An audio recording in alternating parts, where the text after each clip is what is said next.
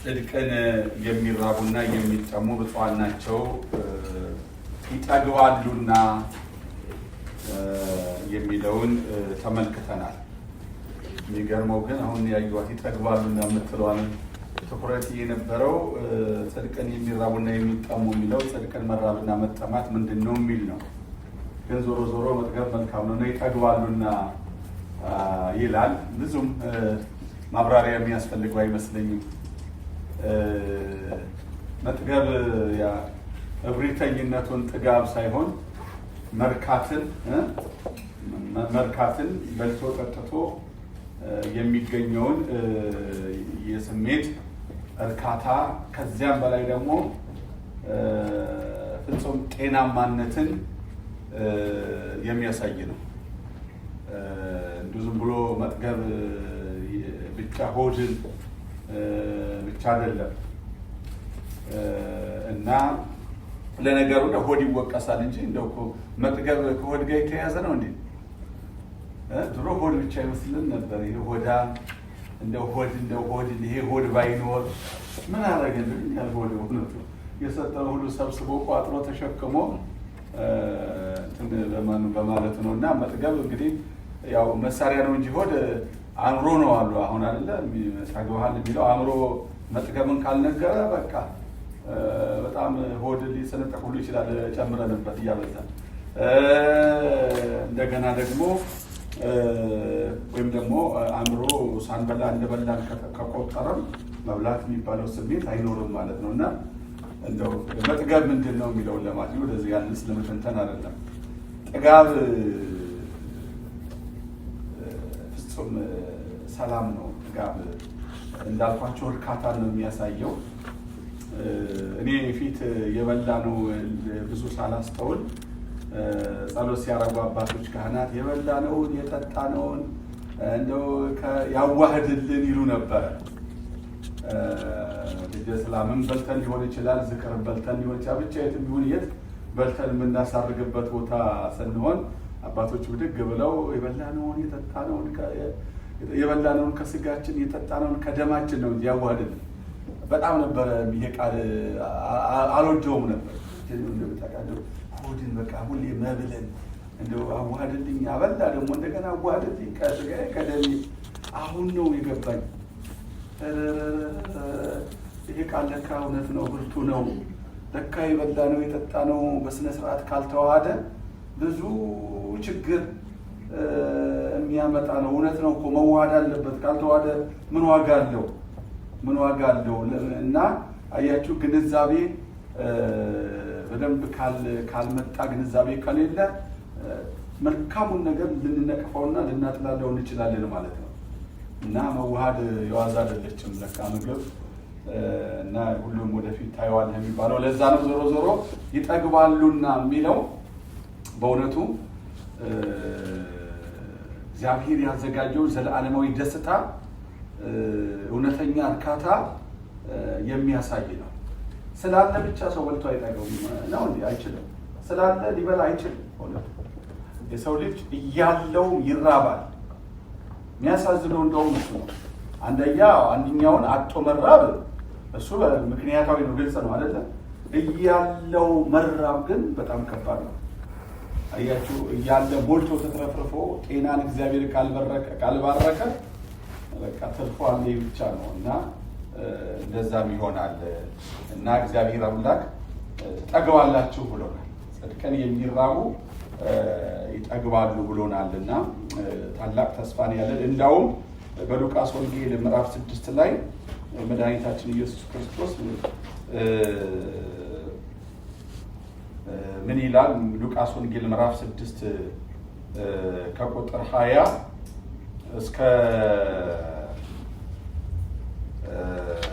26 ሉቃስ ወንጌል ምዕራፍ 6 ቁጥር 20 እስከ 26 ድረስ ላለው እርሱም ወደ ደቀ መዛሙርቱ ዓይኑን አነሳ እንዲህም አላቸው፣ እናንተ ድሆች ብፁዓን ናችሁ፣ የእግዚአብሔር መንግሥት የእናንተ ነውና። እናንተ አሁን የምትራቡ ብፁዓን ናችሁ፣ ትጠግባላችሁና።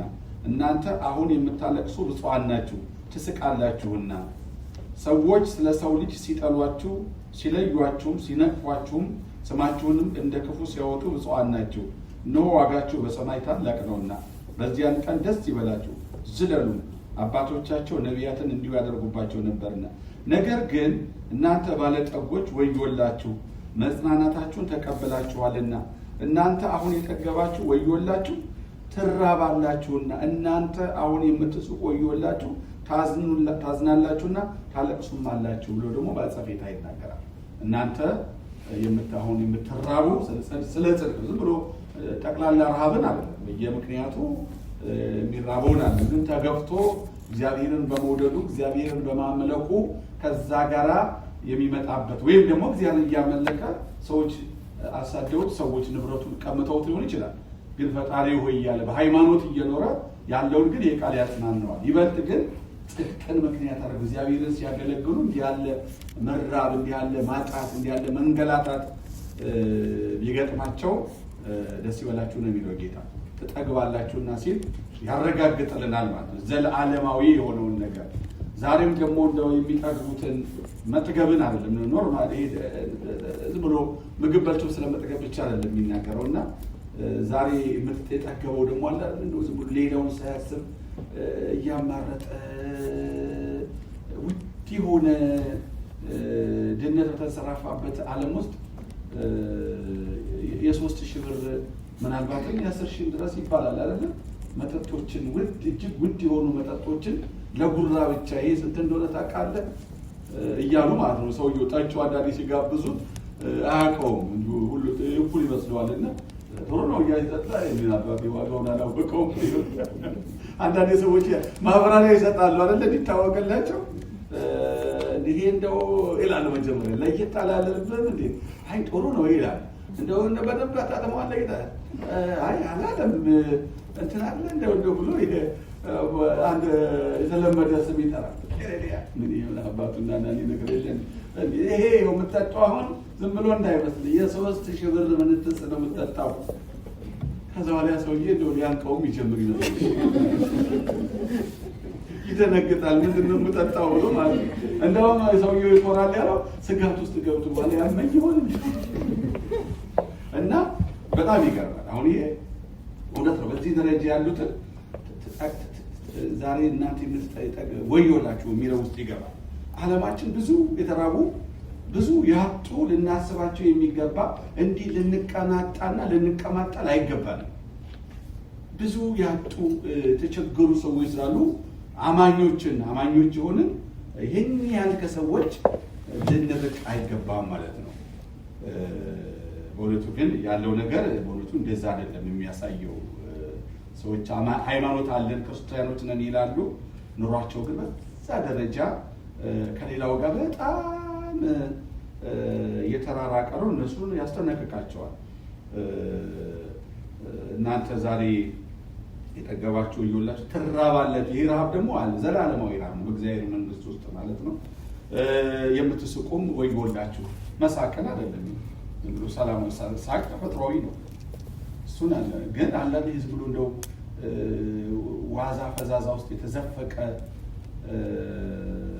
ምቾትና ሌላውን የረሳ ሳቅ እሱ ኋላ ታለቅሳላችሁ ብሎ ያስጠነቅ ይሄ ማለት ነው። እና አምላካችን እግዚአብሔር ዋጋችንን አውቀን እንድንኖር ፈቃዱ ይሁንልን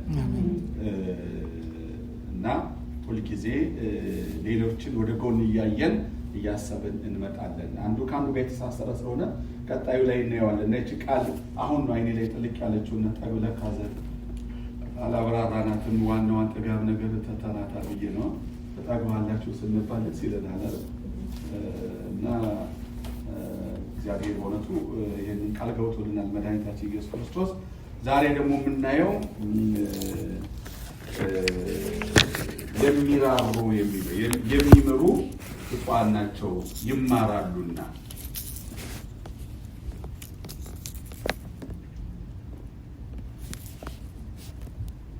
አምስተኛው ብፁዓን ማለት ነው የሚምሩ ብፁዓን ናቸው ይማራሉና ይላል። የሚምሩ ብፁዓን ናቸው ይማራሉና። እንግዲህ ምህረት ምንድን ነው? ምህረት አንድ ቃል ነው፣ ግን ብዙ በርካታ ስሜትን የሰውን ስሜትን ውስጥን የተሰራንበትን ነገር የሚገልጽ ቃል ነው ምህረት። እና መጨረሻ ላይ ንባብ አንዳንድ ጥቅሶችን እና ሁኔታዎችን ካየን በኋላ ምህረት ምንድን ነው እንላለን። እና ምህረት የመጀመሪያው የእግዚአብሔር ባህሪ ነው። እግዚአብሔር ባህሪ ነው። እግዚአብሔር የሚታወቀው በምህረቱ ነው። እግዚአብሔር መሐሪ ነው። እግዚአብሔር ሰውን በምሳሌው ፈጠረው ስንል ቁመት፣ ጆሮ፣ አይን ብሎ የእኛችን ደካማ አካል አይደለም የሚያንጸባርቀው። በተወሰነ በርቀት ይገልጻል፣ ግን ዋናው አይደለም። እነዚህ ባህሪያቱ ወይም ደግሞ ባህሪው በእኛ ትምህርት ባህሪያት አይባልም ተብሎ መምህራን ይላሉ። ለእግዚአብሔር አንድ ባህሪ የሚለው የእሱን ባህሪውን መደቡን ሲመለከት ባህሪያት አይባዙም። ግን ለዚህ ጠባይያት የምንላቸውን ነገሮች ለመግለጽ ግን ምንም አይደለም እና የእግዚአብሔር እስመ ጠባይአቲሁ ይላል እና የእግዚአብሔር ምህረት የእግዚአብሔር ከባህሪው አንዱ ነው። በቃ እግዚአብሔራዊነት የአምላክ ባህሪ ሲገለጡ አንዱ ዋናው ምህረት ነው። ስለዚህ ምህረት ስለሆነ ሰዎችም የዚህ ባህሪ ተካፋዮች እንዲሆኑ እግዚአብሔር አምላክ ፈቃዱ ነው። በተለይም እኛ ክርስቲያኖች በጌታችን በኢየሱስ ክርስቶስ አምነን የተጠራ ነው። ዝም ብለን አይደለም። የባህሪው ተካፋዮች ልንሆን እንደሆነ ቅዱስ ጴጥሮስ ያስገነዝባል። የእግዚአብሔር የባህሪው ተካፋዮች እንድንሆን ነው የተጠራ ነው እንጂ እንዲሁ አይደለም። ሁለተኛ ጴጥሮስ ምዕራፍ 1 ቁጥር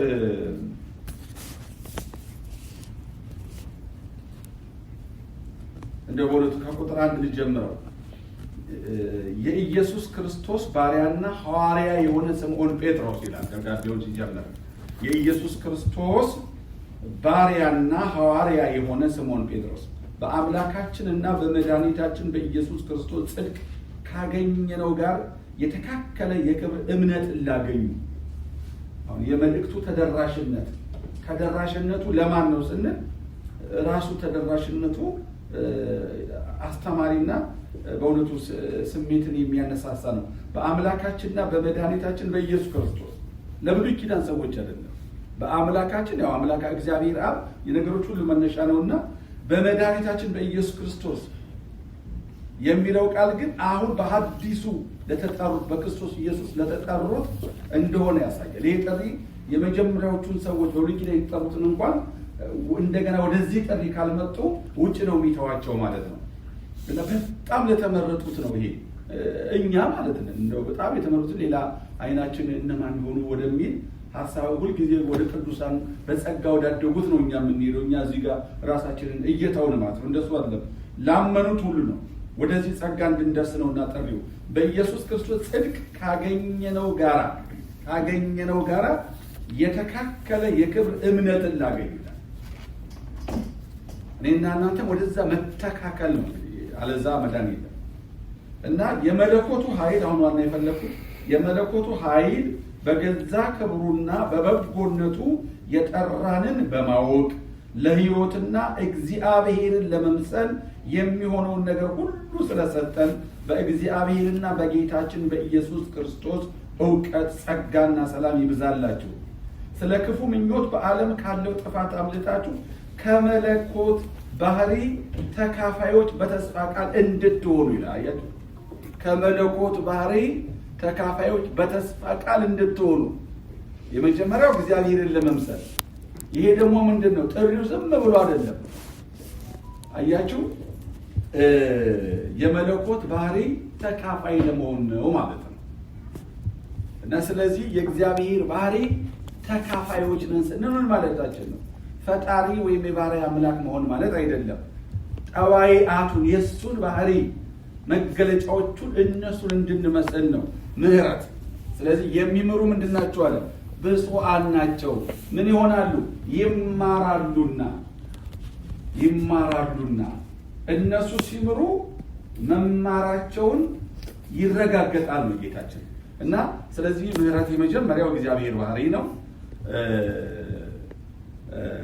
ቅዱስ ዳዊት በመዝሙር 102 ቁጥር 8 ላይ መሐሪ ወመስተሳይል እግዚአብሔር ይለዋል።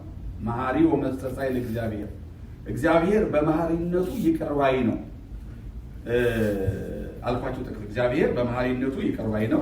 እግዚአብሔር መሐሪ ይቅር ባይ ነው፣ ከቁጣ የራቀ ምህረቱም የበዛ ሁልጊዜም ከቁጣ የራቀ ምህረቱም የበዛ ሁልጊዜም አይቀስፍም፣ ለዘላለምም አይቆጣም፣ እንደ ኃጢአታችን አላደረገብንም ይላል።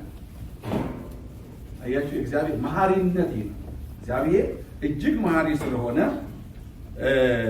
እግዚአብሔር መሐሪና ይቅር ባይ የምናመልከው አምላካችን እግዚአብሔር በባህሪው ምንድነው?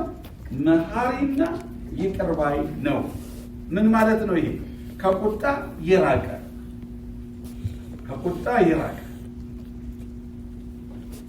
ምህረቱም የበዛ ሁልጊዜ አይቀስፍም፣ ለዘላለምም አይቆጣም።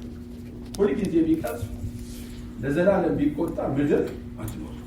እቺ ምናቃት ምድር ኃጢአቷ እጅግ የበዛ ጋለሞታ የተባለችዋ ምድር በእግዚአብሔር ፊት አትኖርም፣ ያጠፋታል። ወይም ደግሞ መግቦቱን ያቋርጥባታል ማለት ነው። ይተዋታል፣ ይጥላታል። ሲጥላት መግቦቱ ይቋረጣል። ዝናብ የለም፣ ፀሐይ የለም፣ ነፋስ የለም። ሁሉም ነገሮች ይከስማሉ፣ ጠፋለች ማለት ነው። ሁልጊዜ ከቁጣ ይቅር ባይ ነው፣ ከቁጣ የራቀ ምህረቱ የበዛ ሁልጊዜም አይቀስፍም፣ ለዘላለም አይቆጣም፣ እንደ ኃጢአታችንም አላደረገብንም ይላል ቅዱስ ዳዊት። ሁለተኛ በመሐሪነቱ መጋቢ ፍጥረት ነው። መሐሪ ስለሆነ የምህረት ባለቤት ስለሆነ ፍጥረትን ሁሉ ከቸርነቱ የተነሳ ይመግባል። አንደኛ ምንድነው? ይቅር ባይ ነው። እንደገና ደግሞ መጋቢ ነው። ፍጥረትን ሁሉ ይመግባል። ይህንም ቅዱስ ዳዊት ይናገራል። 110 መዝሙር 110 ቁጥር 4 ላይ መዝሙር 110 ቁጥር 4 ላይ እግዚአብሔር በመሐሪነቱ ምንድነው? መጋቢ ነው። መጋቢ ነው። እግዚአብሔር መሐሪና ይቅር ባይ ነው፣ ለሚፈሩት ምግብን ሰጣቸው ይላል። ለሚፈሩት ምግብን ሰጣቸው። ለሚፈሩት ብቻ አይደለም፣ እንደገና ሁሉን ፍጥረትን ሁሉ ያጠቃልላል። ወኩሉ ይሴፎ በሃቤከ ከሃቦሙ ሲሳዮሙ በጊዜሁ ወፈቲሃከ እዴከ ታጸግብ ለኩሉ እምህረትከ። ምግባቸውን በየጊዜው ተሰጣቸው ዘንድ እነዚህ ሁሉ አንተን ተስፋ ያደርጋሉ። እጅህን ትከፍታለህ፣ ከመልካም ነገርም ይጠግባሉ ይላል መዝሙር 103 ቁጥር 27።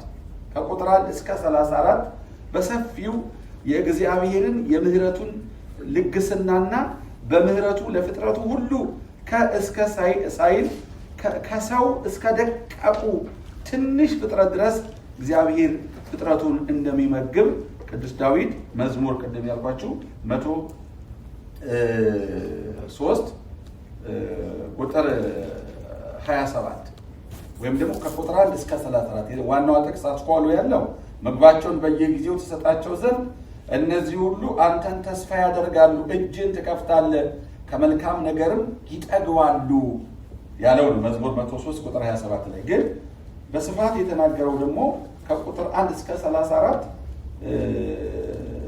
ድረስ እነዚያን እግዚአብሔር የሚመግባቸውን ሁሉም አንተን ተስፋ ያደርጋሉ።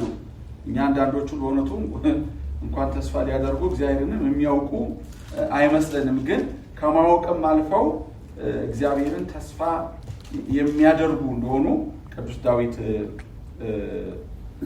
ይናገራል። እንዲህ ይላል። ሲለው እናንበው፣ ደስ የሚል ነው። መዝሙር 103 ቁጥር 1 ነፍሴ ሆይ እግዚአብሔርን ባርኪ ይላል። ነፍሴ ሆይ እግዚአብሔርን ባርኪ። አቤቱ አምላኬ ሆይ አንተ እጅግ ታላቅ ነህ። ክብርና ግርማን ለበስህ፣ ብርሃንን እንደ ልብስ ለበስህ። ሰማዩን እንደ መጋረጃ ዘረጋ። እልፍኙን በውሃ የሚሰራ ሰረገላውን ደመና የሚያደርግ በነፋስ ክንፍ የሚሄድ መላእክቱን መንፈስ የሚያደርግ አገልጋዮቹን የእሳት ነበልባል ለዘላለም እንዳትናወጥ ምድርን በመሰረቷ ላይ መሰረታት። በጥልቅ እንደ ልብስ ከደንሃት። በተራሮች ላይ ውሆች ይቆማሉ፣ ከዘለፋህም ይሸሻሉ፣ ከነጎድጓድህም ድምፅ ይደነግጣሉ። ወደ ተራሮች ይወጣሉ፣ ወደ ቆላዎች ወዳዘጋጀላቸው ስፍራ ይወርዳሉ። እንዳያልፉትም ድንበር አደረክላቸው፣ ምድርን ይከድኑ ዘንድ እንዳይመለሱ። ምንጮችን ወደ ቆላዎች ይልካል፣ በተራሮች መካከል ውሆች ያልፋሉ። የዱር አራዊትን ሁሉ ያጠጣሉ፣ የበረሃ አህያዎችም ጥማታቸውን ያረካሉ። የሰማይም ወፎች በእነርሱ ዘንድ ያድራሉ፣ በድንጋዩ ስንጥቅ መካከልም ይጮኻሉ። ተራሮችን ከላይ የሚያጠጣቸው ከሥራ ሁሉ ምድር ትጠግባለች። እንጀራን ከምድር ያወጣ ዘንድ ለምለሙንም ለሰው ልጆች ጥቅም፣ ሳርንም ለእንስሳ ያበቅላል። ወይን የሰውን ልብ ደስ ያሰኛል፣ ዘይትም ፊትን ያበራል። እህልም የሰውን ጉልበት ያጠነክራል። የእግዚአብሔር ዛፎች እርሱም የተከላቸው የሊባኖስ ዝግባዎች ይጠግባሉ፣ በዚያም ወፎች ይዋለዳሉ። የሽመላ ቤትም የእነርሱ ጎረቤት ነው። ረጃጅም ተራራዎች ለዋላዎች፣ ድንጋዮችም ለሸኮኮዎች መሸሻ ናቸው። ጨረቃን ለጊዜዎች አደረግ፣ ፀሐይም መግቢያውን ያውቃል። ጨለማን ታደርጋለህ፣ ሌሊትም ይሆናል። በእርሱ የዱር አራዊት ሁሉ ይወጡበታል።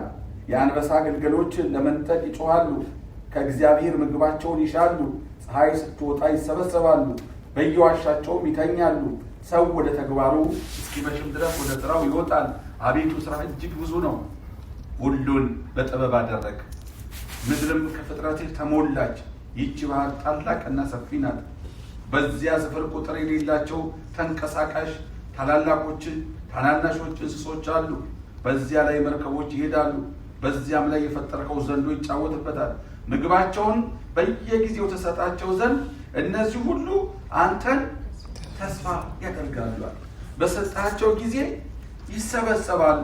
እጅን ትከፍታለህ፣ ከመልካም ነገርም ይጠግባሉ።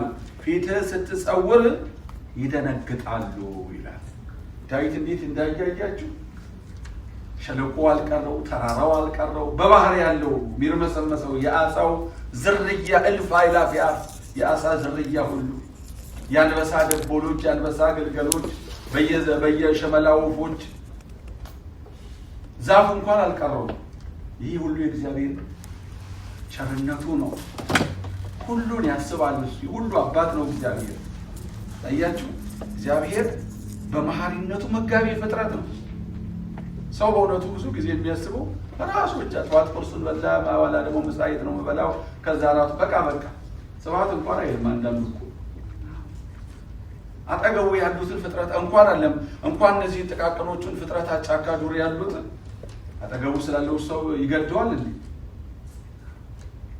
እግዚአብሔር ያያችሁ ስናስበው መሐሪነቱን፣ ጨርነቱን፣ ምህረቱ ይሄ ነው።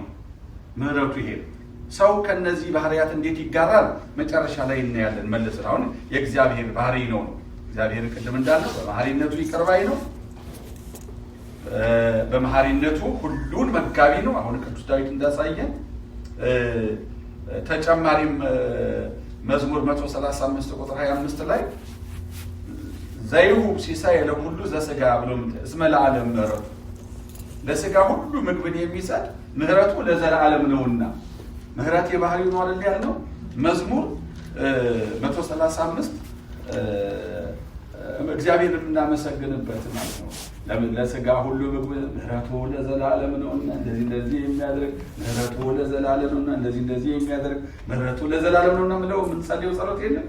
ምህረቱን አያችሁ፣ እግዚአብሔር መሐሪ ስለሆነ ቅዱስ ዳዊት አንድ ሙሉ ምዕራፍ 135 ምህረቱ ለዘላለም ነውና ምህረቱ እስመ ለዓለም ምህረቱ እያለ እግዚአብሔር መሐሪነት ያወድሳል፣ ያመሰግናል ማለት ነው። እግዚአብሔርን የሚያመልኩት ሁሉ ለእኔ ምን አረክልኝ ብቻ ለሚሉት ይህን ሁሉ እያዩ እግዚአብሔርን ያመሰግኑታል። ምን ተደረገልኝ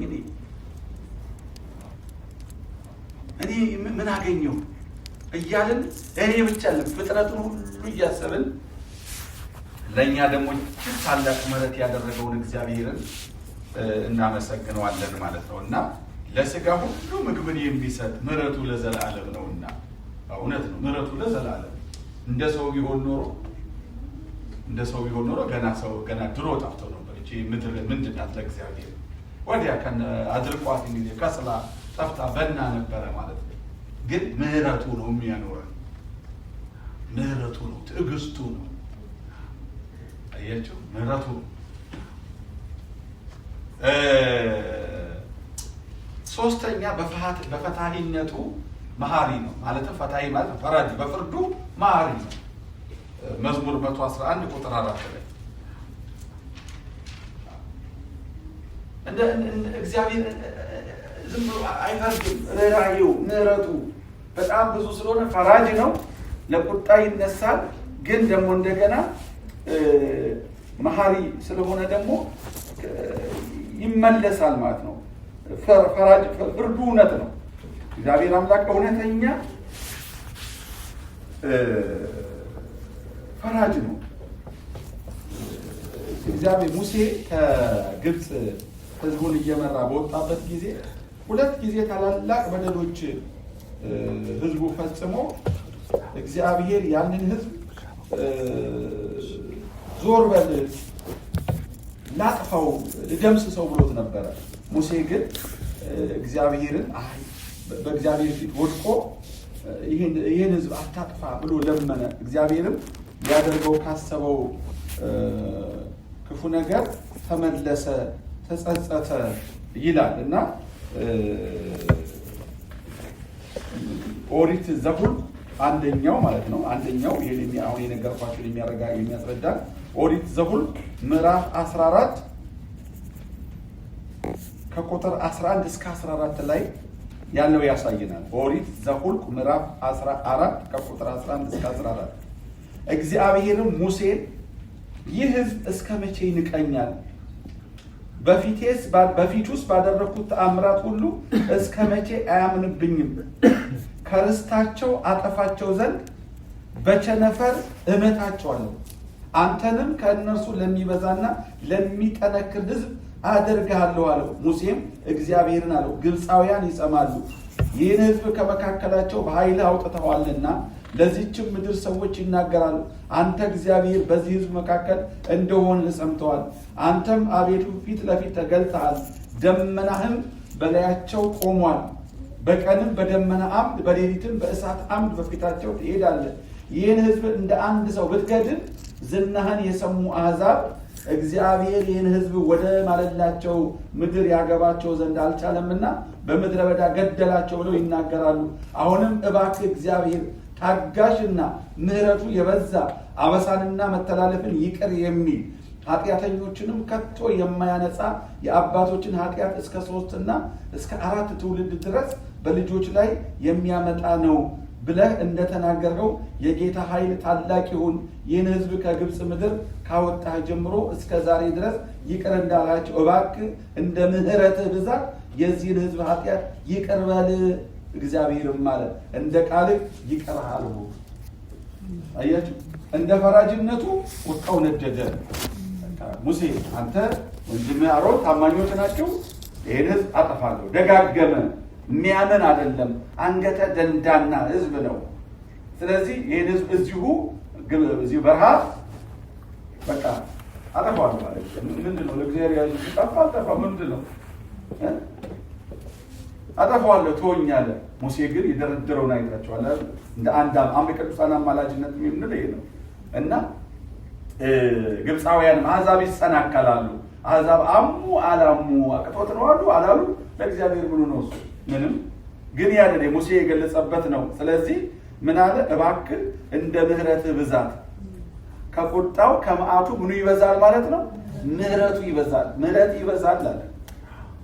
አዎ ፈራጅ ነህ። እንደ ፈራጅነትህ ፈርደ ማጥፋት ይገባሃል። ይሄ እውነት ነው። ግን አቤቱ እንደ ቸርነትህ ብዛት እንደ ምሕረትህ ብዛት የዚህን ሕዝብ ኃጢአት ይቀርባል አለ ማለት ነው እግዚአብሔር።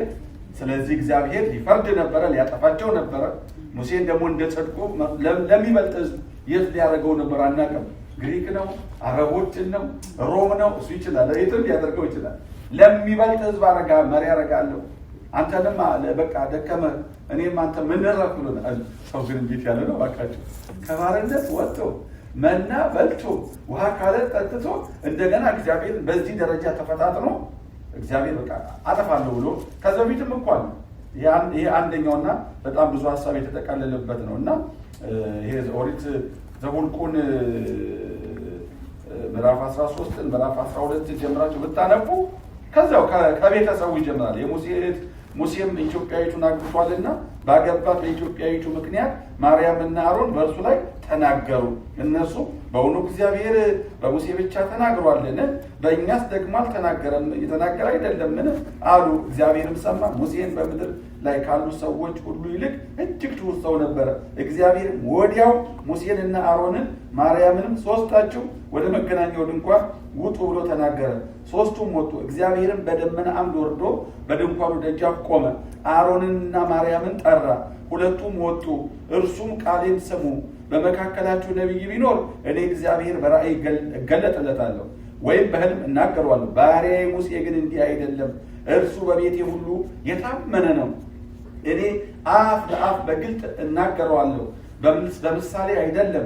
የእግዚአብሔርን መልክ ያያል። በባሪያዬ በሙሴ ላይ ትናገሩ ዘንድ ስለምን አልፈራችሁም? አለ። እግዚአብሔርም ተቆጥቶባቸው ሄደ። ደመናውም ከድንኳኑ ተነሳ። እነሆም ማርያም ለምጻም ሆነች፣ እንደ አመዳይም ነጭ ሆነች። አሮንም ማርያምን ተመለከተ፣ እነሆም ለምጻም ሆና ነበር።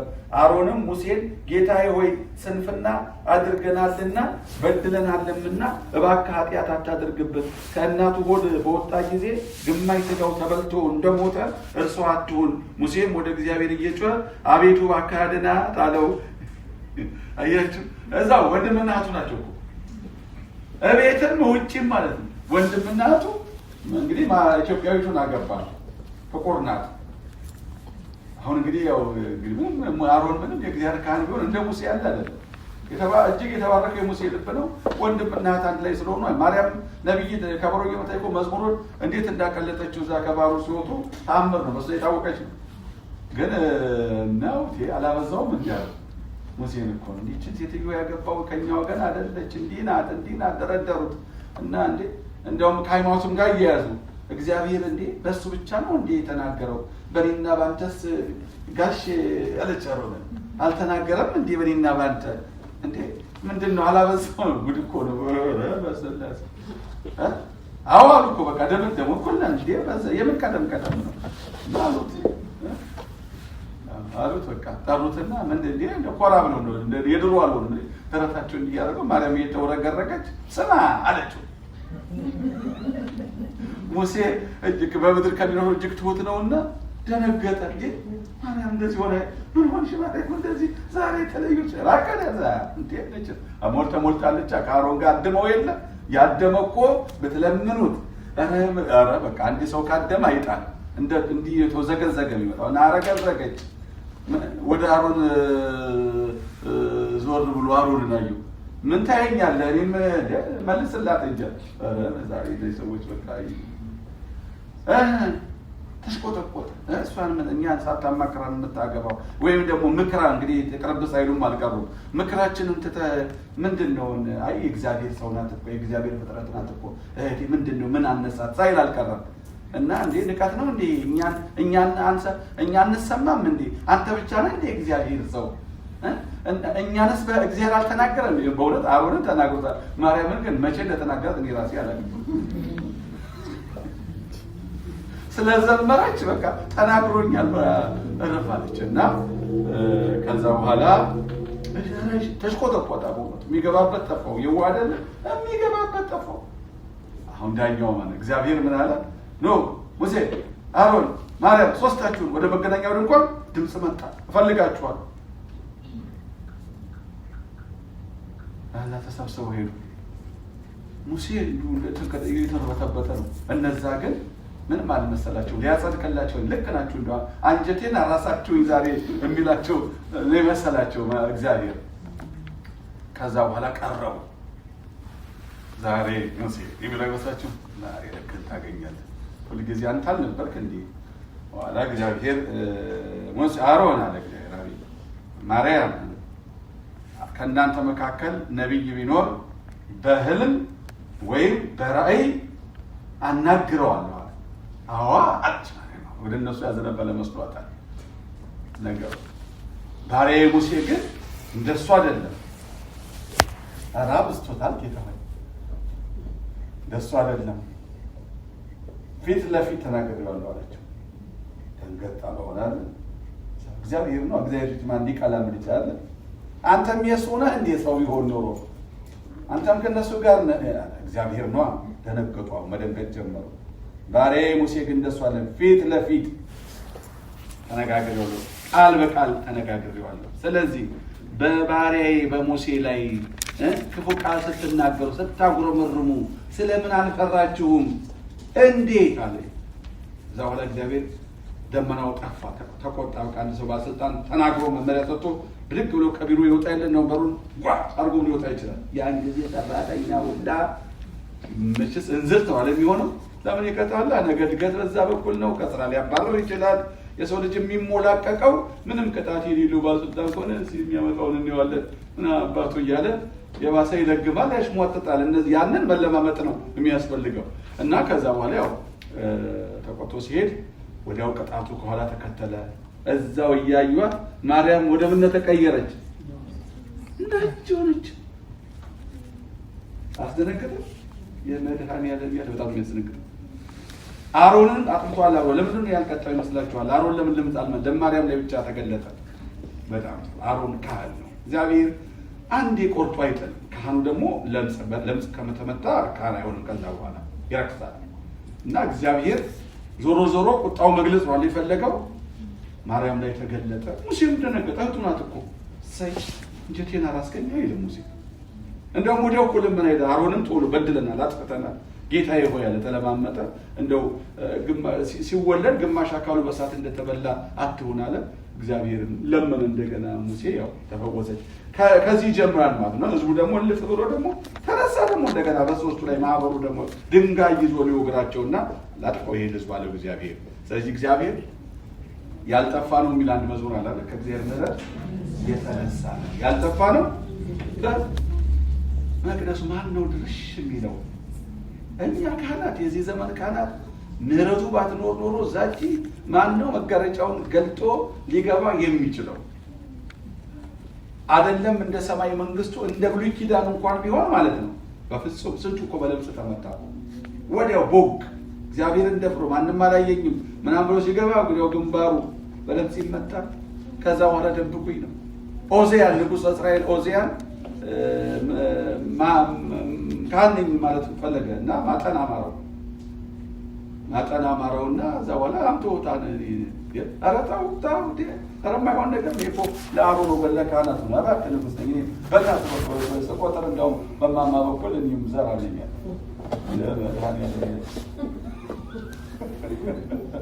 ነው። አረታው ግድ የለም በቃ እንዴ ወታደር አለ። እሺ በቃ ሞክረው እንግዲህ ጽናውን ይዞ ገባና ሲያጠን ጢሰ ቅታሬው የሚል ማለት ይሄ የሚትጎለጎሎ የለም ፊቱ ላይ ሲያርፍ ወዲያውኑ ለምጽ ቦግ ደነገጠ። አሉት በጀረቦቹ ንጉሥ ሆይ ክፉ ነገር መጣ። ምን ረው ለመስታወት ጊዜ ደነገጠና ወዲያውኑ ቶሎ ጠቀለለ በጨርቁ ላይ ወጣ። እግዚአብሔርን በምን ይጋረዳል? ከዛ በኋላ እስራኤል እንኳን በቤተ መቅደስ ለምጽ ያለበትን እንኳን በቤተ መቅደስ በከተማ ያኖሩትምና ርኩስ ሲገባ ንጉሥ የተባለው ርኩስ ታንቋው እንደነገጠ ቆሌ ራቀው። በቃ እንዳለ ሲያጣድፉት ማንም ተረባርቦ እየጎተቱ ሲያወጡት ወጣ። እዛ ለብቻው ከከተማ ውጭ ከቤተ መቅደስ ተለይቶ ጎጆ ቤት ተሰርቶለት እዛ ወኢዮ አታቦሉ የአቀብ ቤተ መንግስቱ ልጁ ትንሽዬ ልጅ ነበር። አልበቃም በዙፋን ላይ ቤተ አጥናለሁ ብሎ መንገድ ዙፋን ማጥቶለፍ እና እግዚአብሔር በምህረቱ ነው ያለ ነው። በእግዚአብሔር ቤት ልንኮራ በፍጹም እንዴት ሆኖ እዛ ጋር እንዲህ አድርጌ ይሄን ፈጥሬው እኔ እኮ ነኝ ወቁልኝ ስሙልኝ። ይሄ መጨረሻ እንትን ከሆነ ግብዞች ከሆን ነው እንዲህ ያለ ስሜት የሚያድርብን እንጂ እኛ ምህረቱ ነው የሚያኖረን ማለት ነው። እንግዲህ እግዚአብሔር ብዙ ነው። በእነዚህ ሶስት ነጥቦች የእግዚአብሔርን መሐሪነት ካየን በጥቅሉ ወደ ስንደመድመው እግዚአብሔር ፈቃዱም ይሄው ነው። ፈቃድ እግዚአብሔር ምህረት ነው። ምህረትን እወዳለሁ መስዋዕትን አይደለም ብሏል እግዚአብሔር። ምህረትን እወዳለሁ መስዋዕትን አይደለም። ሆሴ በነቢዩ በሆሴ ለእስራኤል የነገራቸው ትንቢተ ሆሴ ምዕራፍ 6 ቁጥር 6 ትንቢተ ሆሴ ምዕራፍ 6 ቁጥር 6 ላይ ምህረትን እወዳለሁ መስዋዕትን አይደለም ነው። ይሄንን ደግሞ ጌታችን መድኃኒታችን የቃሉ ባለቤት ሆሴን የሚያናገረው እሱ ስለሆነ መድኃኒታችን ደግሞ 2 ጊዜ ይሄንን ቃል በወንጌል ተናግሮታል። ማቴዎስ 9:13 ማቴዎስ 9:13 ማቴዎስ 12:7 በሁለት የተለያዩ ጉዳዮች ህዝቡ በተጣመመና በተዛባ ከእግዚአብሔር ፈቃድ በራቅ ሐሳብ ማቴዎስ 9:13 እና 12:7 እዛው ማቴዎስ ማለት ነው። ሆሴ ምዕራፍ 6 ቁጥር 6 ትንቢተ ሆሴ አንደኛው የማቴዎስ የጌታችን አንደኛው ማቴዎስ 9:13 ላይ ያለው መምህራችሁ ከቀራጮችና ከኃጢአተኞች ጋር አብሮ ስለምን ይበላል የሚል አሏቸው ይላል ደቀ መዛሙርቱ። ጌታችንም ኢየሱስም ሰምቶ ህመምተኞች እንጂ ባለጤናዎች ባለመድኃኒት አያስፈልጋቸውም፣ ነገር ግን ሄዳችሁ ምህረትን እወዳለሁ መስዋዕትን አይደለም ያለውን ተመልከቱ አላቸው። ሌላውን ንቀው የተጸይፈው በቃ እኔ ብቻ ጻድቅ ብለው የሚኮንኑትን ጌታችን አልተቀበላቸውም ማለት ነው። 12:7 ላይ ደግሞ ያለው ደቀ መዛሙርቱ በሰንበት እሸት እየቀጠፉ ሲበሉ ሰንበትን ይሽራሉ ስላሉት አሁንም ጌታ ደግሞ ለዚህም ሐሳባቸው ምህረትን እወዳለሁ መስዋዕትን አይደለም የሚለውን ተመልከቱ ብሏቸው። በጥቅሉ የእግዚአብሔር ፈቃድ ምንድነው? ምህረት የእግዚአብሔር የእሱ ባህሪ ብቻ ሳይሆን የእኛም የልጆቹ እሱን የምናመልከው ጠባያችን ግብራችን እንዲሆን ምህረትን ይወዳል መስዋዕት አይደለም። እኛ ደግሞ ሁል ጊዜ እግዚአብሔርን የምናገለግለው ይመስለን በምንድን ነው? በመስዋዕት ነው። በመስዋዕት ነው አይደለም። እሱ ደግሞ የሚወደው ምን ሆኖ ተገኘ? ምህረትን ነው። መስዋዕት አዎ ለእግዚአብሔር የምናቀርበው ነው፣ ግን ከዚያ በላይ እግዚአብሔር ምንን ይወዳል? ምህረትን። መስዋዕት ደግሞ አይደለም ብሏል እግዚአብሔር። አይደለም ምህረትን እወዳለሁ። አያችሁ አሁን ሁለቱ ጋር የተጠቀሰው ለምንድን ነው? አንደኞቹ ጌታችን ሁሉን ይወዳል መሐሪ ስለሆነ ቅድም በባህሪው መሐሪ ነው አላለም? በአካል ስጋ ለብሶ ሲመጣ ኃጢአተኞችን በደለኞቹ ነውረኞቹ ሁሉ ሌላ ጊዜ ናይት ከዚህ እዚህ ምን ሊሰራ መጣ ይሄ ረከሰ ይሄ አመንዝራ ይሄ ምንትስ የሚባለው ሁሉ እሱን ሲከብ ሌሎቹ ተበሳጩ። እንዲንቃቸው ወይዱ እንዲላቸው እንዲያቃላቸው ነበረ። ያን ሲሉ ምህረትን እወዳለሁ መስዋዕትን አይደለም። ሰውን ሁሉ በምህረት ልንመለከት ያስፈልገናል ማለት ነው። ሁለተኛው ላይ ደግሞ እሸት ቀጥፈው ሲበሉ ከዛ ይልቅ መራባቸው አልተሰማቸው። መራባቸው ሳይሰማቸው ቀጥፈው ሰንበትን ሻሩ ስላሉ መራባቸው መቸገራቸው ይሰማችሁ ነው ያለው ጌታ። ስለዚህ እግዚአብሔር ልጆች የሌላው መከራ የሌላው ችግር የሌላው መራብ የሌላው መንገላታት ይሰማዋል። ምህረት ማለት ይሄ ነው ማለት ነው። ምህረትን እወዳለሁ መስዋዕትን አይደለም። እግዚአብሔር የሚወደው ምህረት ነው። ቤቱም የምህረት ቤት ነው። አማኞችም መሐሪዎች የሚምሩ ብፁዓን ናቸው ይማራሉና ያለው ለዚህ ነው ማለት ነው። እግዚአብሔር የምህረት ሰዎች ያደርጋል። የምህረት ሰዎች ፈራጆች፣ ኮናኞች፣ ነቃፊዎች፣ ተቺዎች ሳንሆን በልባችንና በአእምሯችን ውስጥ ምህረት የሚፍለቀለቅ ደጎች፣ ቸሮችና መሐሪዎች፣ ርኅሩኆች እንድንሆን ነው ያስፈልጋል። በመጨረሻ ልንኖረው የተገባ ነው ማለት ነው። እንዲሁ እንድናውቀው የተነገረ ብቻ ስሙት የተባለ ሳይሆን ኑሩት ተብለናል እና እሱን እናያለን።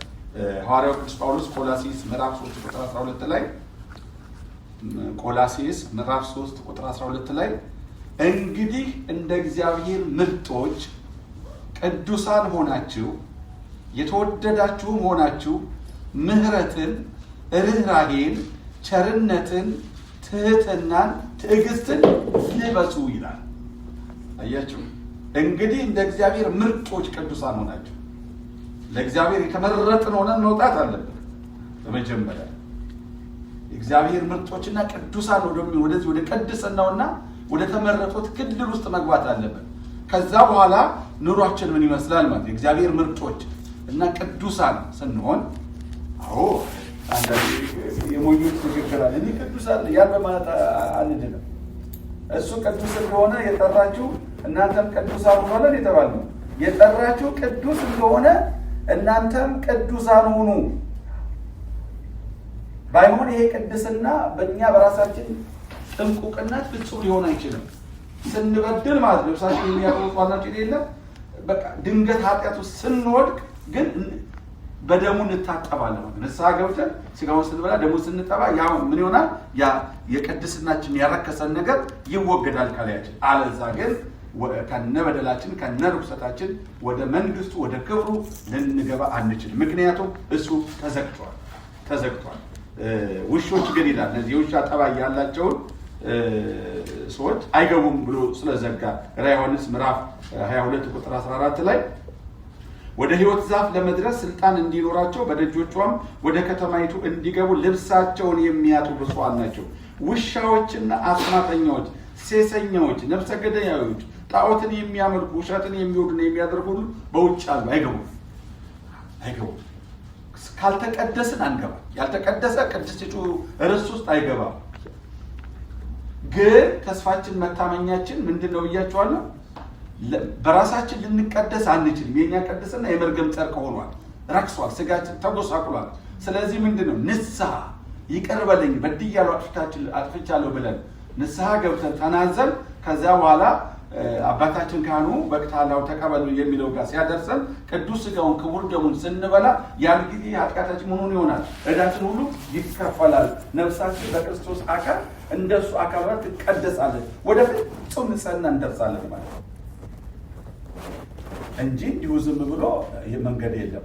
በእውነቱ በዘላለም ሕይወት ቀልድ የለም እና እንደ እግዚአብሔር ምርጦች ቅዱሳን ሆናችሁ የተወደዳችሁ ሆናችሁ በእግዚአብሔር መወደድ አለብን። በመንገዱ ስንመጣ እሱ ይወደናል። የልጁን መልክ ስንመስል ይወደናል ማለት ልጆች ይወደናል። እንግዲህ ይሄ ስንሆን ከዛ ቀጥሎ ምሕረትን፣ ርኅራኄን፣ ቸርነትን፣ ትዕግስትን፣ ትህትናን፣ ትዕግስትን ሊወስ 5 ናቸው። 5 ጠባያት። የመጀመሪያው ምንድነው? ምሕረት። የእግዚአብሔር ልጆች የተመረጡና ከቅዱሳን ጋር ህብረት ያላቸው በሱ የተወደዱ ሲሆኑ ምን አይነት ነው ጠባያቸው? መሐሪዎች ናቸው። ምሕረት የተሞሉ ናቸው። ምንም አይደለም፣ ቂም የማይይዙ ግን ጥበበኞች፣ ባለፈው እንዳልኳቸው ቂም የማይይዙ በጥላቻ የማይዝጉ ክፎች ያልሆኑ ተንኮለኞችና ሴረኞች ያልሆኑ በቃ ምሕረትን የተሞሉ ጠቢባን ብልሆች ግን መሐሪዎች ናቸው ማለት ነው። እነዚህ አንዱ ከአንዱ የተያያዙ ናቸው። ምሕረትና ርኅራኄ ይያያዛሉ። እንደውም የስረኛው ማን ነው? ርኅራኄ ነው።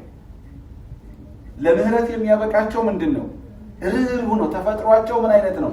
ርኅሩህ ነው። አይችሉም። በቃ ሌላው ሲቸገር አይተው ውስጣቸው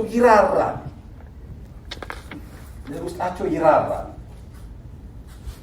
ጥልቅ ርኅራኄ ያላቸው፣ አምላካቸውን የሚመስል ርኅራኄ ያላቸው፣ የራሱ ጉዳይ እዛው ራሱ ይወጣው። ይሄ ጨካኞች ባህሪ ነው። ለመርዳት ይራራሉ። ለምን? ውስጣቸው ምንድነው? ርኅሩህ ስለሆነ ማለት ነው። በነገራችን ላይ እነዚህ ባህሪያት በሙሉ አምላካዊ ባህሪ ነው። ለሰዎች ብቻ የተሰጡ ናቸው። እንስሳት ርኅሩህ ሊባሉ እንዲሁ በተፈጥሯቸው አንድ ጠባይ ሊኖራቸው ይችላል። ለምሳሌ አሁን ላም የርኅራኄ ምሳሌ ተደርጋ ትወሰድ ትችላለች አይደለ? ግን አሰላስላ አይደለም ርኅሩህ የሆነችው። ስትፈጠር በቃ ወተቷን ማንዠብዠብ ነው። እንደዚሁ አህያ ርኅሩህ እንስሳ ነው። ግን ባህሪያዊ አእምሮዊ ርኅሩህ ሊሆን ብሎ አይደለም። ሁሉም አህያ ሜክሲኮ የሚኖር አሜሪካ የሚኖር ኢትዮጵያ የሚኖር ሁሉም ተመሳሳይ ጠባይ ያላቸው ይጫናሉ ማለት ነው። ሲሰሩ እንደዛ ነው የተፈጠሩት። ርግብም ስትሰራ ርግብ ሆና ስለተሰራች። ርኅራኄ የአእምሮና የህሊና የአምላካዊ ባህሪ ውጤት ነው። ርኅራኄ የሰውና የመላእክት ነው። ሰውና መላእክት ርኅራኄ፣ ትህትና፣ ቸርነት፣ ትዕግስት የሚባሉ ጠባያት የእንስሳት አይደሉም። የሰው የእግዚአብሔር ናቸው። እግዚአብሔር ደግሞ ለማን ያካፈለው? በአንደኛ ለሰው፣ ሁለተኛ ደግሞ እንደው ለመላእክት እንኳን መላእክት ሲፈጠሩ ብዙ ጊዜ ተቀራራቢ ተፈጥሮ ነው ያላቸው። ሁሉም መላእክት አንድ አይነት ናቸው። ምክንያቱም እነሱ ጋር ክፋት፣ ተንኮል ፈጽሞ እነሱ ዘንድ የለም። የለም አያውቁትም። እና ሰው ወደዚህ ርህራሄ ወድቆ በሰይጣን ምክር ስለወደቀ ተቃራኒ ባህሪያቶቹ እንዳለ ውስጡ አደሩበት። ስለዚህ ሰው ይዋቸው ምህረት አንዱ ካንዱ ከተነጣጠለ ዋጋ ቢስ ነው የሚለው። ምህረት፣ ርህራሄ፣ ቸርነት ሶስቱ በተለይ አንድ ቤተሰብ ናቸው። ቸርነት ምንድነው? እግዚአብሔር ቸርነት የእግዚአብሔር ባህሪ ነው። ቸር እግዚአብሔር ሄር አይደለ? ሄር ማለት ቸር ማለት ነው። ቸር ማለት የቸርነት ያው ተመሳሳይ ነው። ቅድም የገለጽበት ምህረቱ የታየበት ቸርነቱን ያሳያል። እዛው ምህረቱ ውስጥ ቸርነቱ አለ። ምህረት ይቅር ባይነቱ አባትነቱ መሰረቱን ሲያሳይ፣ ቸርነት ደግሞ ልግስናውን ያሳያል። ቸርነት ልግስና፣ ርኅሩኆች እና መሐሪዎች ፍሬያቸው ምንድን ነው? ቸርነት ነው። ማድረግ ማለት ነው። ማድረግ ላይ እንዲሁ ብቻ ከንፈር እየወጠጡ አይ እኔን አፈር ልብላ እያሉ ቢሄዱ ምን ዋጋ አለው? ያ ሰውዬ ምን ጠብ ይልለት? የሚረዳው ነገር አለ? ወይም ደግሞ እዛ ጋር ወድቆ ሲፈራፈር አይዞ ተነሳ ትነሳለህ በልይ ብለህ ብታጨበጭብለት ሄደ ደገፍ ካላረከው ሰውየው ይነሳ። ይሄ ይጠቅመዋል? ምናልባት እንዲህ ያለ ቲፎዞነት ድምፅ የሚጠቅመው ኳስ ሜዳ ላለ ኳስ ተጫዋች ሊሆን ይችላል። ምክንያቱም እዛ ገብቼ ሲያሉ ሁለት ጎል ላስገቡ አይሆንምና ቃላቶቻቸው ዋጋ የላቸውም። ቸርነት ማለት ያ ማለት ነው። እጅን ወደዛ መስደድ ማለት ነው። ትህትና፣ ትዕግስት፣ እነዚህ የተሳሰሩ ናቸው። እነዚህ አንዱ ከተነቀለ ይበላሻል። ትህትና ለምን ያስፈልጋል? ቸር ስንሆን ምን መሆን አለብን? ትህትና። አንዳንድ ደጎች ቸሮችና ርኅሩኆች ከሰጡ በኋላ ደራቸው ደረው ወላ አጠገብ ካላሁንማ አይሉም። ትሁቶች ናቸው። እግዚአብሔር ይስጥናል። በጣም ይጠነቀቃሉ። ሽቁጥቁጦች ናቸው ማለት ነው። ሽቁጥቁጦች ናቸው አድርገው እንደውም እነሱ የተደረገለት ሰውዬ ነው ኮራ ይላል። ይሄ ማለት ነው። ትዕግስትስ ደግሞ ለምን አስፈለገ? ትዕግስት ደግሞ ያ ያደረግንለት ሰው ውለታ ረስቶ ማለት ነው። በመጀመሪያ ደረጃ ውለታ የሚባል ቸሮችና ርኅሩኆች ጋር ቦታ የለም ማለት ነው። ለውለታ አይደለም የሚያደርጉት፣ ለውለታ ነው። ውለታ እንዲቆጥርላቸው አይፈልጉም። በቃ እነሱ የእግዚአብሔር ልጆች ናቸው። ከዛ ግን አንዳንዴ ግን እናንተ በጣም ደካሞችና ውለታ እንዲታሰብ በጣም ልባችን ይዳርዳል አይደለ?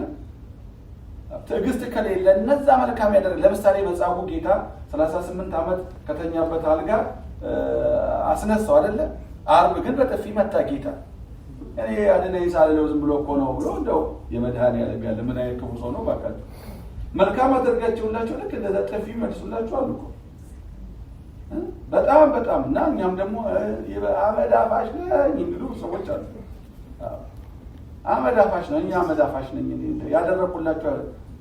ይሄ ምንን ያሳጣል? ከዛስ ወደ ቁጣ ይሄደናል። እና እንደዛ ሲበዛ ረሳዋ ተረሳ ያደረኩት ሁሉ አንተ ቀበልቶ ቃል እያለን ልንበሳጭ እንችላለን፣ ልንረገረግ እንችላለን። ትዕግስት የሚለው እዚህ ጋር አያችሁ ወይ ግሩም አይ ብላችሁ ታዘባችሁ የሰው ነገር ብላችሁ በቃ። ሁለተኛ ለሱ ልንል እንችላለን። አያችሁ እንበሳጫለን ማለት አሁን የትዕግስት አለቀ በቃ። ሁለተኛ እጄ ይቁረጠኝ እንደመድኃኒዓለም ከዚህ በኋላ ለሱ ብለን እንዘጋለን። በቃ ቸርነታችንን ርኅራኄያችንን በገዛ እጃችን ጥለነው እኛ መንግሥተ ሰማያት የምንወርስ የእግዚአብሔር ልጆች ነን እንጂ እዚህ ጋር እግዚአብሔር ያስችለን። እኔም ሳወራው ቀላል ይመስላል አይደለ? ስፈተንበት ግን ከባድ ነው። ስፈተንበት ስኖረው በጣም ከባድ ነው። በጣም ነው የሚፈተነኝ። እንዴ እኔ አደራ የምላችሁ በዚህ ቃል እንዳትለኩኝ ነው። ይሄ የጌታ እኮ ነው። የኔ እኮ አይደለም። ይሄ ሚዛን የጌታ እንጂ የኔ አይደለም። እኔ እዚች አብሬ መመዘን ቱልቱል ሰውዬ ነኝ። እና አንድ የመጨረሻ ኦኬ ይበቃናል። እሺ አንድ 5 ደቂቃ ያህል እንጨምርባትና እንዳልኳችሁ ነው። ቅዱስ ጳውሎስ እንግዲህ ይሄን አድርጉ ልበሱ ነው ያለው። ልበሱ። ጌታችንም አንድ ምሳሌ አስተምሮ በምሳሌ ማናልፈው በጣም ጠቃሚ የሆነ ምሳሌ አለ። ሉቃስ ምዕራፍ 10 ላይ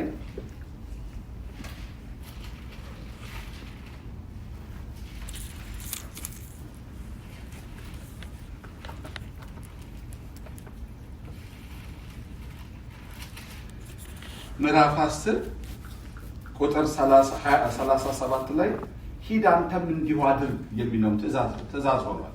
ሂድ አንተም እንዲሁ አድርግ።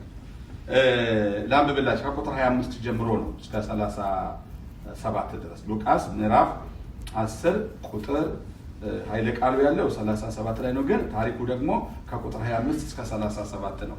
እነሆም አንድ ሕግ አዋቂ ሊፈትነው ተነስቶ መምህር ሆይ የዘላለምን ሕይወት እንድወርስ ምን ላድርግ አለው። እርሱም በሕግ የተጻፈው ምንድን ነው? እንዴትስ ታነባለህ አለው። እርሱም መልሶ ጌታ አምላክህን በፍጹም ልብህ፣ በፍጹም ነፍስህ፣ በፍጹም ኃይልህ፣ በፍጹም ሐሳብህም ውደድ፣ ባልንጀራህንም እንደ ራስህ ውደድ አለው። ኢየሱስም እውነት መለስ፣ ይህን አድርግ በሕይወትም ትኖራለህ አለው። እርሱ ግን ራሱን ሊያጸድቅ ወዶ ኢየሱስን ባልንጀራዬስ ማን ነው? የእግዚአብሔርን ተቀበለና ማለት ነው። ባልንጀራዬስ ማን ነው አለው። ኢየሱስም መልሶ እንዲህ አለ፣ አንድ ሰው ከኢየሩሳሌም ወደ ኢያሪኮ ወረደ፣ በወንበዴዎችም እጅ ወደቀ። እነርሱም ደግሞ ገፈፉት፣ ደበደቡትም፣ በሕይወትና በሞት መካከልም ትተውት ሄዱ። ድንገትም አንድ ካህን በዚያ መንገድ ወረደ፣ አይቶትም ገለል ብሎ አለፈ። እንዲሁም ደግሞ አንድ ሌዋዊ ወደዚያ ስፍራ መጣና አይቶት ገለል ብሎ አለፈ። አንድ ሳምራዊ ግን ሲሄድ ወደ እርሱ መጣ፣ አይቶትም አዘነለት። ቀርቦም ዘይትና የወይን ጠጅ በቁስሎቹ ላይ አፍስሶ አሰራቸው። በራሱ አህያ ላይም አስቀምጦት ወደ እንግዶች ማደሪያ ወሰደው፣ ጠበቀውም። በማግስቱም 2 ዲናር አውጥቶ ለባለቤቱ ሰጠና ጠብቀው፣ ከዚህም በላይ የምትከስረውን ሁሉ እኔ ስመለስ እከፍልሃለሁ አለው። እንግዲህ ከነዚህ ከሦስቱ በወንበዴዎች እጅ ለወደቀው ባልንጀራ የሆነው ማንኛው ይመስልሃል አለው። እርሱም ምሕረት ያደረገለት አለ። ኢየሱስም ሂድ አንተም እንዲሁ አድርግ አለው ይላል። ምሕረት ያደረገለት ከሦስቱ ለዚህ ሰው ባልንጀራ ማን ነው አለ ጥያቄው። የአካባቢ ሰው ነው ያለው? አብሮ የተማረ ነው ያለው? አብሮ አደገ አላለው? አንድ የማይታወቅ መንገደኛ እና የሚያሳዝነው ካህኑና ሌዋዊው ሁለቱም ወድቀዋል። ሳምራዊው በዛ በአይሁድ ማህበረሰብ ዘንድ የተናቀ የተጠላ አይሁድ ካህኑም ሌዋውያኑም ሳምራውያንን እነሱ በረገጡት ምድር አያልፉም ያረክሱታል ብለው ማለት ነው። ያቺ ሳምራዊቷን ታስታውሱ የለም? እና ያ የተናቀ ሳምራዊ ነው። ደግ ሰው የተገኘው ከዛ ነው። ካህኑ በራሱ ጻድቅ ሆኖ የጽድቅ መምህር ነኝ የሚል ነው። ሌዋዊውም ደግሞ ጠዋት ማታ ከቤተ መቅደስ የማይለይ ካህናትን የሚያግዙ ከካህናት የማይለዩ በቃ ሁሌ ነጋ ኑሯቸው እሱ ነው። ስራ አገልግሎታቸው እሱ ነው። ያው እግዚአብሔር ርስታቸው ነው። አስራት በኩራቱ ቀዳማያቱ የካህኑና የሌዋዊ ነው። እሱን የመተዳደር ያደርገው እዛው ናቸው። ጽድቅ ፍሬ ላይ ግን አልተገኙም። ጌታችን ነገረው። አንድ ሰው ከኢየሩሳሌም ወደ ኢያሪኮ ሲሄድ እምን እጅ ወደቀ? ወንበዴዎች እጅ ወደቀ። ወንበዴዎች እጅ መውደቅ ደግሞ አይጣል ነው። ወደቀ፣ ገፈፉት፣ ንብረቱን ነጠቁት። ከዚያስ ጨካኞች ናቸው ወንበዴዎች፣ ደበደቡት፣ በሞትና በሕይወት መካከል ጥለውት ሄዱ። በመጀመሪያ በዛ መንገድ ማመጣ አንድ እንደኔ የለበሰ ያውም እንደ ዛሬው አይደለም። ዛሬ ቆብ የለኝም ከላይ መደረገ ቀንሻለሁ። በዚያ እንደው በጣም እንደው ለባብሶ አንድ ካህን ወደ ኢያሪኮ ሲወርድ አይቶትም ምን አለ? ገለል ብሎ በጣም ይገርማል። ገለል እንደው ምን ሆንክ እንደው አለ ሰው ይባል ገለል ብሎ አለፈ። ከባድ ነው። ሁለተኛው መጣ፣ ሌዋዊው መጣ፣ እሱም ገለል ብሎ አለፈ። ሶስተኛው መጣ፣ አንድ ሳምራዊ አህያውን ጭኖ ወደ አንድ አካባቢ ቆየ ሄደ ነው። እሱ አየ። ሲያየው ደነገጠ። ያውቀዋል ወይ? አያውቀውም። ግን ምንድነው ያ? ሰው ነው። ሰውነቱ ብቻ በቂ ነው። አህያውን እዛ ጋር አሰረ፣ ወረደ። መጀመሪያ ትንፋሽን አየ፣ ተነፍሳል። ከዛ በኋላ የመጀመሪያ እርዳታ አደረገለት። በዘመኑ የወይን ጠጅ በዘይት ያበጠውን ላይ ዘይት አፈሰሰና ሽታ አደረገለት። ቁስሉ ላይ ደግሞ ምን አፈሰሰ? ወይን ጠጅ ኮምጣጣ ስለሆነ ጊዜው አልኮል ማለት ነው። ያን አፈሰሰ፣ አሰረለት። ካሰረ በኋላ አህያው ላይ ተሸክሞ ጫነው። ያንን ይዞ ወደ መንደር ወሰደ። በወቅቱ እንደ ሕክምና የሚያገለግሉ ሐኪሞች ጋር እንግዶች ማረፊያ እዛ አሳደረው። እዛ በኋላ ደግሞ 2 ዲናር ለዛ ሰው ለሚያውቀው ሰው ከፈለ። ጊዜ በደንብ እንዳይሞት ተንከባከበው። በል እንግዲህ መንገዴን እቀጥላለሁ፣ ይህን ሰው እስኪድን ድረስ አድንልኝ፣ ተንከባከብልኝ፣ ስመጣ 2 ዲናር እንግዲህ ለዕለቱ ክፍያ እንደ መያዣም ነው ማለት ነው። ምክንያቱም ንግግሩ ከዚህ በላይ ክፍያ ካለ ነው የሚለው እና ለዕለቱ ብቻ አይደለም እና ሌላ ተጨማሪ ካለ ማለት ነው እከፍልሃለሁ፣ በደንብ እስኪድን ድረስ እንዲድን አድርገው ብሎ ሄደ ነው የሚለው። አይገርም? ያለ ቸርነት ወልቶ አይደንቅም? ምህረት አደረገለት። እንግዲህ አንዳንድ ጊዜ መችስ እንዳቅማችን ነውና ትንሽ ምህረት እናደርግ ብለን እዛቸው መንደር እናደርሰውና ማለት ነው። እንግዲህ ደግሞ ሲንዳው እግዚአብሔር ደግሞ ሰው ይጣልልን እንላለን አይደለም? ይሁን ያችም ቀላል አይደለችም። ይሄ ሰውዬ ግን በቃ ተደብድቧል፣ ማዳን አለብኝ ብሎ የተነሳው አይደለም? እስኪ ድናል ያታክታል እኮ አለ እንዴ አሽተን በቃ አሁን እችን እንሸራርፋት ብንል እኔ ብሆን ማለት ነው። እሺ በጣም ደግ ቆም ካልፊው ካልሄድኩ እዛ ወርዳለው ቁስሉን ለበስበስ አደረገና እንትና እዛ ቀና አድርጌ ውሃ ማጠጥቼ ወደ ድንጋይ እንትን እንዳይለው ደሙ መለስ እንዴት እንግዲህ ደግሞ ተረኛ ደግሞ ሲያገኝ ደግሞ ሌላውን ይጨርብልህ ብዬ ልሄድ ይችላል። እንግዲህ ይቀጥላል። የሰውየው ግን አልዳንም አይደለም እንዴ? አልዳንም። ይሄ እርዳታ ነውም አይደለምም ያከራክራል። ሰውየው እኮ በቃ በሞትና በሕይወት መካከል እኮ ነው። አውሬም ሊበላው ይችላል። ቢያንስ መንደር ማድረስ ቀላል አይደለም። መንደር ካደረስ እንኳን ይሁን እንደረዳው ቆጥረዋል። መንደር አድርሼዋለሁ። ሰዎች ያሉ እንግዲህ እግዚአብሔር ፍርድ የእስራኤል ሕዝብ ናቸው። ለነገሩ ምን ሰው አለ? ከካህን በላይ ሰው አለ እንዴ?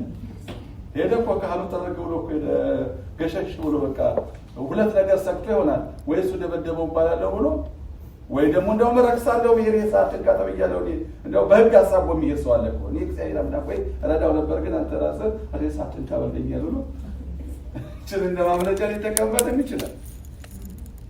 ጌታ ግን አልተቀበለውም። ታዝቧቸው ነው ጌታ የገለጸው እና ሂድ አንተም እንዲሁ አድርግ የሚል ወደ ፍጹምነት ነው። በቃ ፍጹምነት ነው እና እግዚአብሔር ልጆች እንግዲህ የክርስቶስ ወንጌል ይሄ ነው። የጌታ ትምህርት ይሄ ነው። የእግዚአብሔር ፈቃድ ይሄ ነው እና እናንተ በዚህ መንገድ ውስጥ እንድንሄድ ተጠርተናል። ባህሪያችንን አስተካክለን፣ ጠባያችንን አስተካክለን ክርስቲያኖች ክርስቶሳውያን ለክብሩ የምንበቃው በዚህ ከሄድን ለእግዚአብሔር ክብር እንበቃለን። ምክንያቱም እንዲህ ያሉ መሐሪዎች ከሆነ እኛንም ምን ትባላላችሁ? ይማራሉና ነው አይደለም? ብንበድል ምህረት እናገኛለን። ይምረናል። በቃ ጠባያችንን፣ ደግነታችንን፣ መልካምነታችንን አይቶ በቃ ይራራልናል ማለት ነው። ፈቃድ አለን ማለት ነው። ፍጹም መሆን አቃተን እንጂ ፈቃድ ስላለን እሱም አይቶንም በምህረቱ ይቀበለናል። ርኅሩህ አባት ፍጹም ርኅሩህ እሱ ነው። ይራራልናል፣ ይምረናል። የሚምሩ ብፁዓን ናቸው ይማራሉና ብሎናል። አምላካችን እግዚአብሔር በቃሉ ያኑረን፣ በፈቃዱ ይግዛን። ክፉ የሆነውን የሥጋን ሐሳብ እንድናሸንፍ የመንፈስ ቅዱስ ኃይልና ጸጋ ቅዱሳንን እንደረዳ እኛንም ይርዳል። የመሐሪ አምላክ እናት ርኅይተ ልቡና ማርያም ርኅራኄን እሷም በእኛ ውስጥ ታሳደር ታካፍለን። አምላከ ቅዱስ ሚካኤል እግዚአብሔር ከሊቀ መላእክት ከቅዱስ ሚካኤል ረድኤቱን በረከቱን ያሳድርብን። በደመ መልአክ ቅዱስ ገብርኤል ይጠብቀን። እንደ ሰሎሜ አረጋዊ ዮሴፍ እንዳገለገሉት እኛም ሁልጊዜ እሱን እያገለገልን እንድንደሰት ፍሬ እንድናፈራ ፈቃዱ ይሆንልን። አሜን። አባታችን